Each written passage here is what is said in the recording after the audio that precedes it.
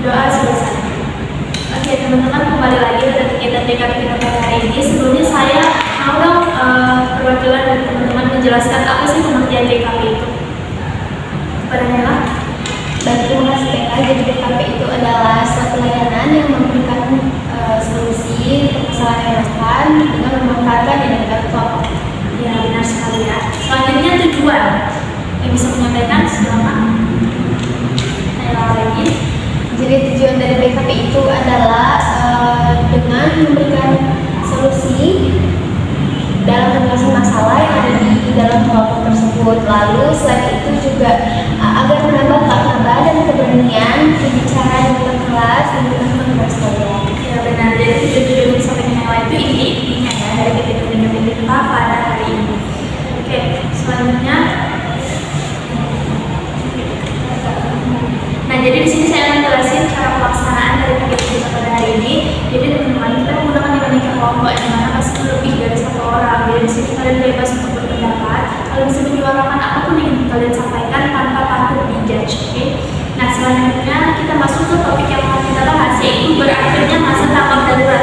Sebelumnya saya jelasin dulu teman-teman, masa tanggap darurat itu berarti adalah periode waktu yang dimana setelah terjadinya bencana gitu.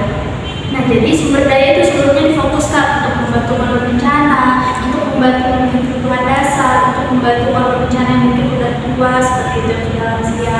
Nah, jadi berarti masa tanggap darurat itu berarti waktu dimana setelah terjadinya bencana itu seperti itu.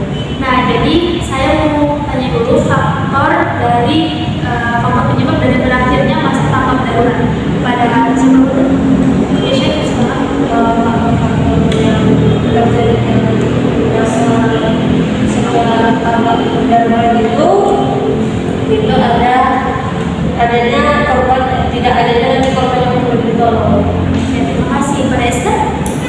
Mungkin kondisi ataupun wilayah yang terkena bencana tersebut sudah aman dan stabil. Ella? Oke. Nah, itu tadi yang teman-teman beberapa faktornya. Selanjutnya kita masuk ke dampak teman-teman. Apa sih dampaknya setelah berakhirnya masa tanggap darurat ini? Kesha? Mungkin beberapa korban itu mengalami trauma terkait bencana alam itu sehingga dapat menyebabkan dampak hidup mereka.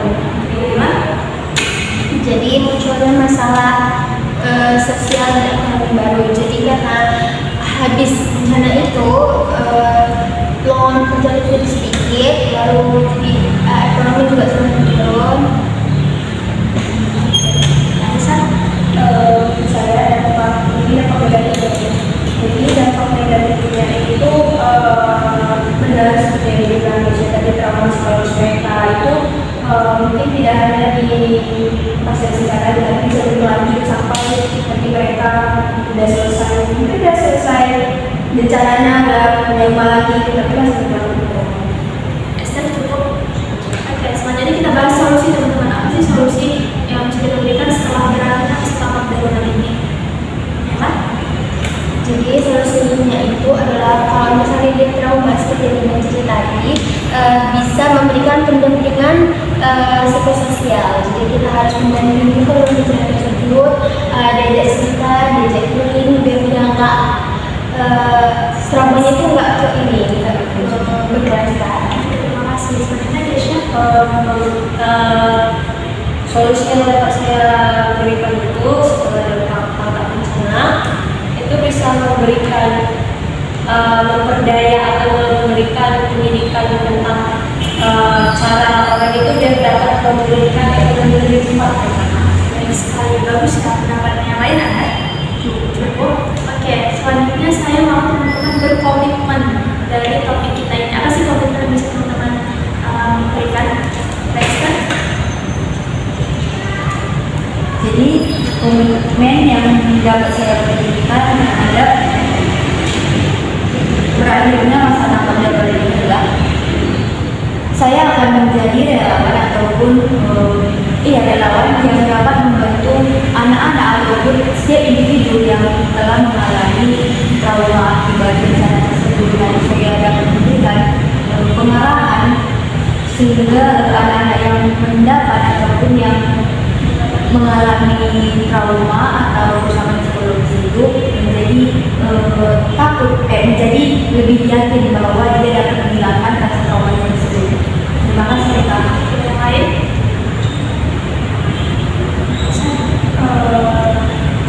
Komitmennya mungkin ketika saya menjadi relawan, saya seperti manifestasi kayak saya lebih yang trauma-trauma ini apalagi yang anak-anak itu mungkin saya ada bermain atau kalau yang dewasa itu seperti yang orang tua ataupun yang sudah lansia itu kita sharing-sharing lah terus kayak masih ada jadi kita kasih edukasi lah supaya mereka juga tidak terlalu terlalu